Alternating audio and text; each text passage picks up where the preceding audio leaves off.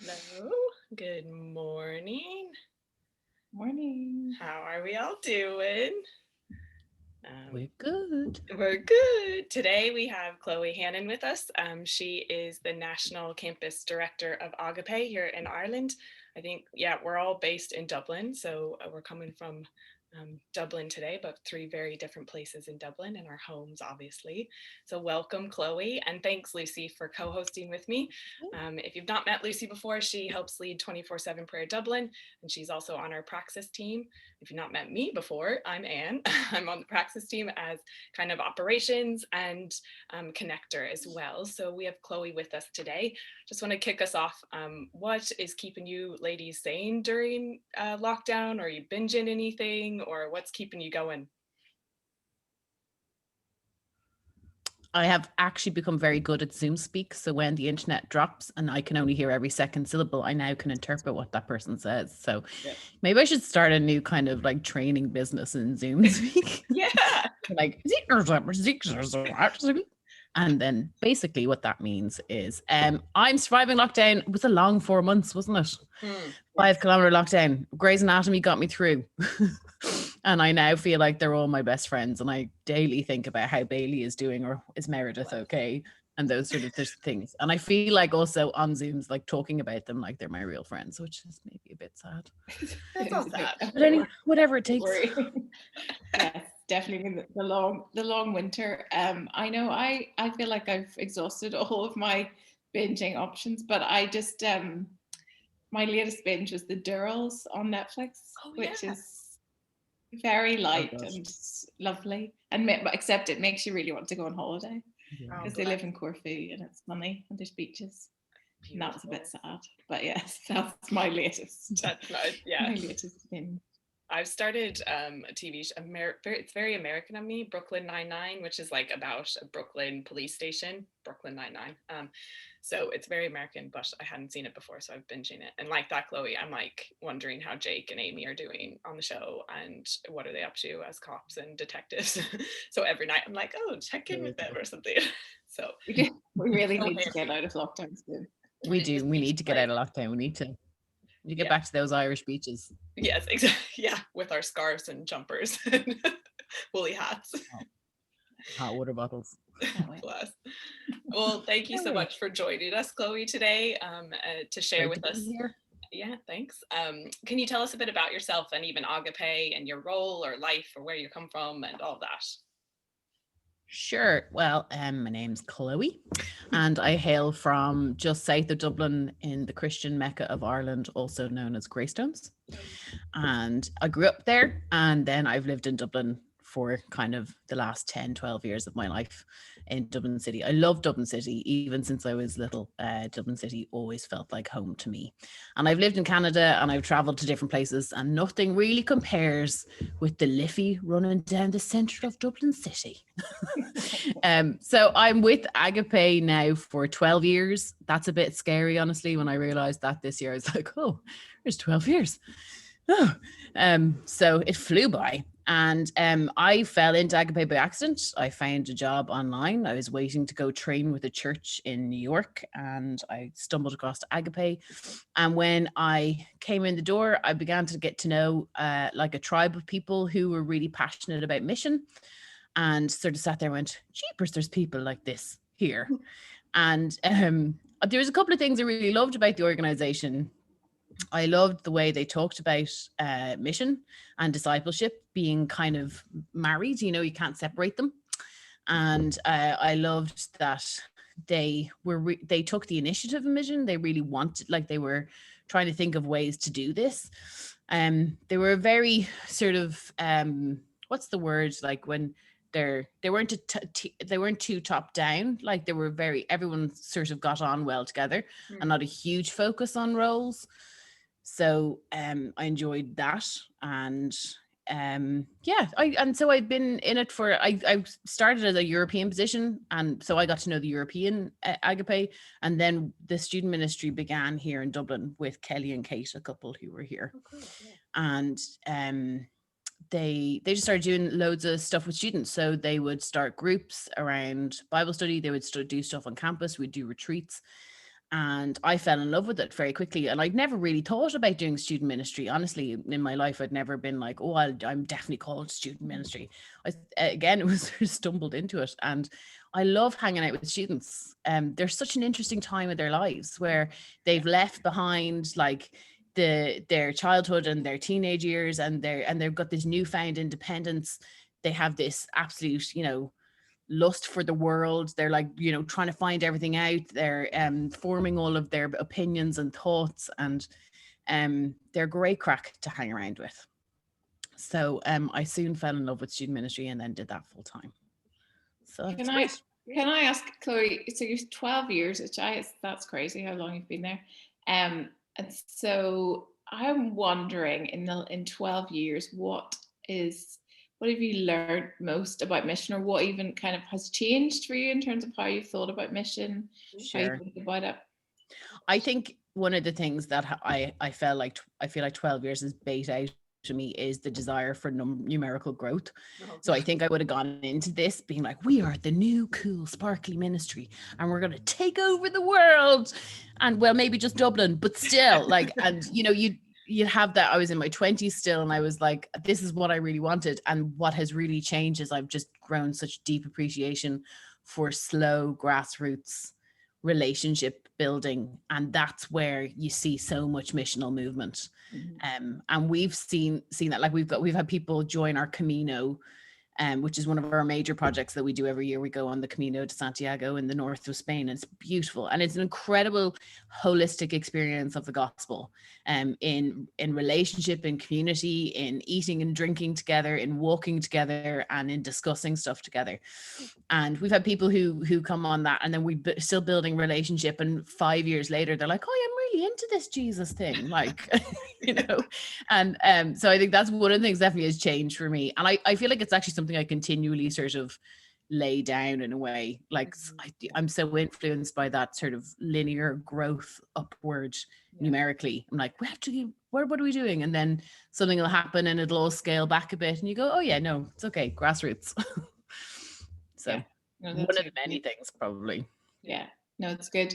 I like what you were talking about the Camino experience, and I've never done it, but I've heard a lot about it, and I like that picture of it sort of encompasses a beautiful picture of mission, doesn't it? Where you journey with people, you walk with people, you eat with them. Do you think, does that kind of capture something of then what the ministry looks like? Yes, I think so. I think actually the Camino is probably the best shop window, if you like, into how we approach mission in Ireland. And we're a hugely relational culture, and to know a Christian is to trust a Christian in Ireland, and with the history of Christianity here, like, it's such an important thing for everybody to know somebody who is a follower of Jesus, maybe not just everything that the word Christian implies, but somebody who knows Jesus. And we've seen so much happen in people's lives through the Camino, but similarly throughout the term, then we would kind of try and replicate that in small ways. So we go to Lahinch every year, and then we do Agape Tuesdays as well on Tuesday nights, and all of it with that sort of holistic approach to gospel mission of walking and talking and discussing, respecting other people's opinions and beliefs, and learning how to articulate your own faith and your own reason for what you believe. Yeah, that's so cool. Yeah, I like that, because then, like you said, the start, like mission and discipleship, like piggyback off each other, and they just like roll into one another and constantly happening together, which is so great. And I think that's something that's been missing, and as historically, and just the sustainability of that, and different generations and stuff like that, and all of that being roped in. And what has that kind of looked like over lockdown then, or for you guys? I know you mentioned the Agape Tuesdays, but Camino and Lahinch probably aren't happening. So no, obviously, like, Camino and Lahinch are off the table for lockdown, and social distancing is just not possible, and we miss them sorely. Like, we were still trying to find different ways we could possibly go on the Camino in the summer, but I don't think we will be, obviously, unless the vaccinations. We'll see.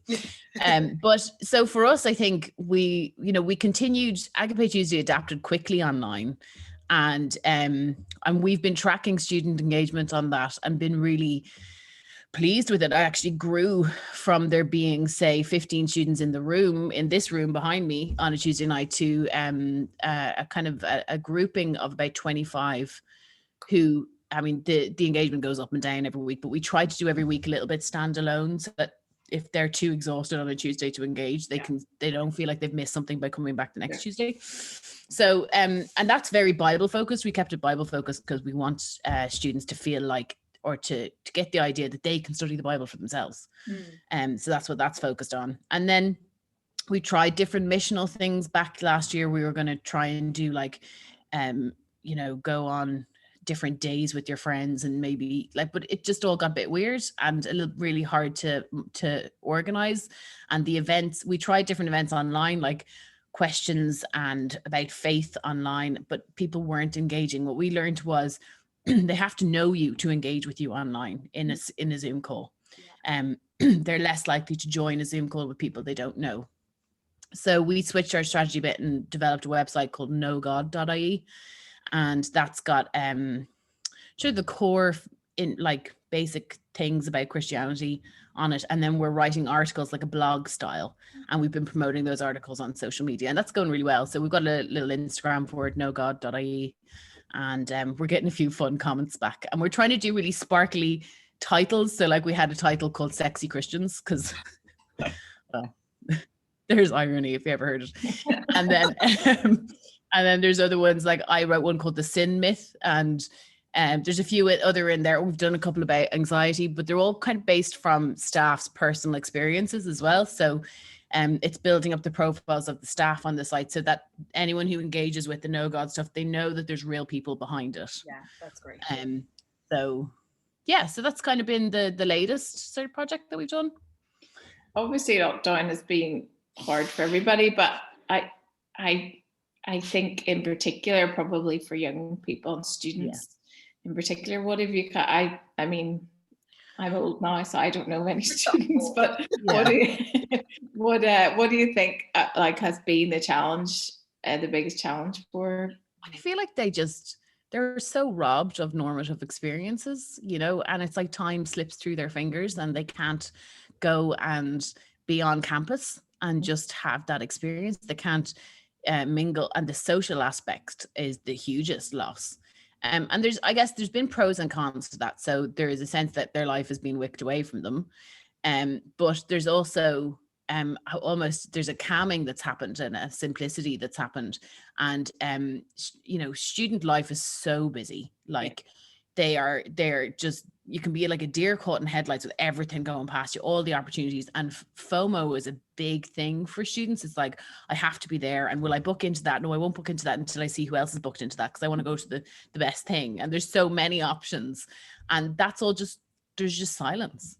There's just silence. So I've seen actually improvement in some people's mental health and anxiety issues.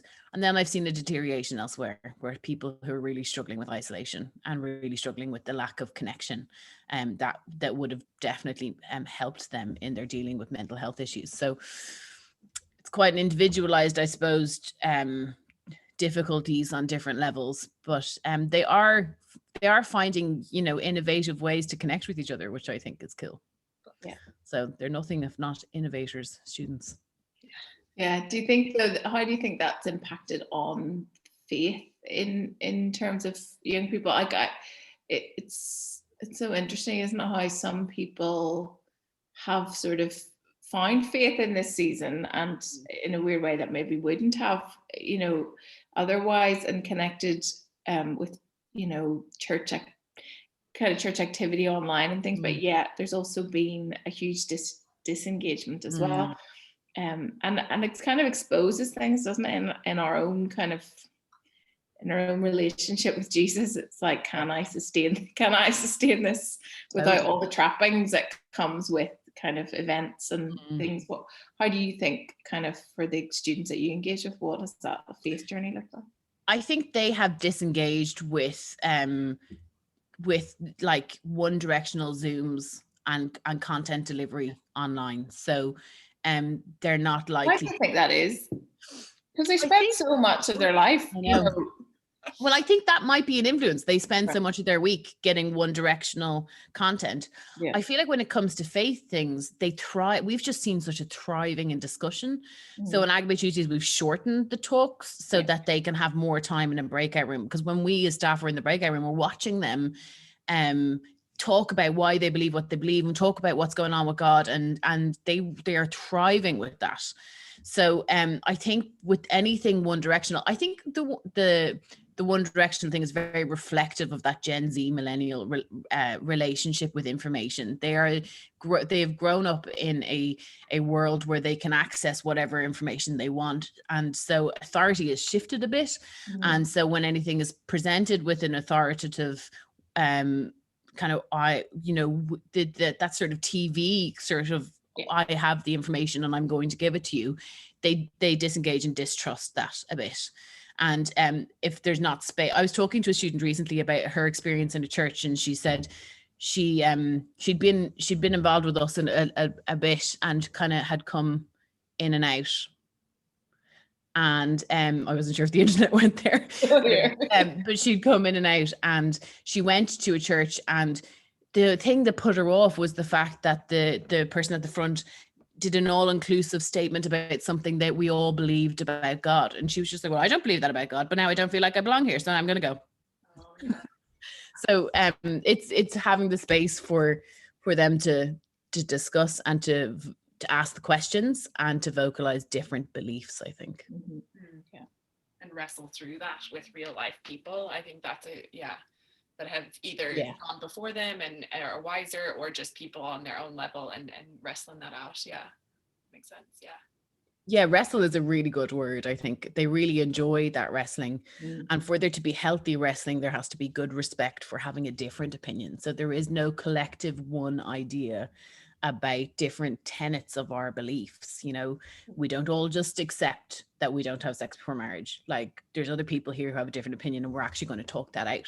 Sure. And being able to approach those scarier subjects, which still make me clam up and go, shh. I know, it's like sitting in that discomfort of it, isn't it? But like sitting in it with like a common agreement that we're going to sit in this and we're going to be uncomfortable. You may be way more uncomfortable than I am, but we're going to sit in that and discuss that. And at the end, we can hug it out and say, bye, see you later, sort of thing, instead of arguing and thinking that this is the end of a friendship or this is the end of something. It's actually let's sit in that space together. Yeah. And there's two different experiences then. There's the person who, wouldn't identify or call themselves a Christian, feeling like they've been heard by Christians. And then there's the Christian who really gets to be challenged. And well, why do I believe this? And how am I going to speak about it in a way that makes sense to the person who I'm listening to, who's not within a culture of church where we can trade in language that we all inclusively understand, but is quite exclusive to the person who has not been in experience of that culture. I always think it's true about mission, isn't it? If we expect people, or we want people to come to where we're at, we have to be willing to kind of go to where they're at. And it's not just a physical thing. That's like a, in sort of intellectually or emotionally, or, being prepared to sit in the space they occupy and hear that. And I guess, is that hard? Has that been a learning thing, I suppose, as a leader or the person who's in charge? There's a real letting go of control, isn't there, sometimes? And it's scary. Like, it is scary. And I've walked away from times being like, what are we going to do? Like, and different sort of like, those really the cultural lines we have in our Christian culture that are almost feel like you have to stay within these hedges. And so we've been sometimes out beyond those hedges, and it has been scary. And so the key is the letting go of control and moving from staff leadership to staff facilitation. Cool. is a journey of the heart, I feel. And how would you describe that difference between leadership and facilitation? Well, I think just strategically speaking, it means we try to promote their leadership at all points. And that then we try to release control of the things that we really care about as well. So like we did a pivot. That word, I've heard that word so many times in the past year and a half. We pivoted in the beginning of this year, this term, where we got our student leaders to start giving the talks. And like we all love giving talks. Like, it's something that we really enjoy preparing for them. We love designing the content. We love delivering the talks. And so handing that over was hard, and it was a challenge to us. And it went so beautifully. Like, the students did brilliantly. And it's so much more powerful for a student community to hear one of their own talk about something in the Bible, Jesus, something, whatever, from their own perspective. It brings the Bible study and so much closer to their reality. Because I'm like, well, you know, he's in third year and he's doing it. I could probably do that. Like, rather than it being like this tier of staff people up here are just the wise oracles. So that's one of the ways that I think that we've figured it out. And then just being willing to fail continually.